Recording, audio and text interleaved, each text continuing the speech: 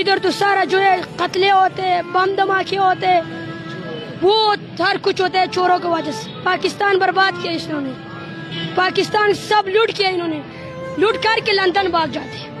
پھر بولے ہم بیمار ہیں، بخار لگے ہمارا لندن جو اسپتال ہے ادھر ہم دوائی کر کے ادھر آئے گا. لیکن سارا پاکستان انہوں نے لوٹ کر لیا. اگر یہ پاکستان اس طرح ہوگا تو یہ مشکل ہوگا، اس طرح نہیں بنے گا. نہیں آپ کو لگتا ہے لندن سے علاج نہ کروائیں؟ جو پاکستان کا آئین اور قانون صحیح کرنے وہ جیل میں، اس کا نام پر بھی پابندی ہے.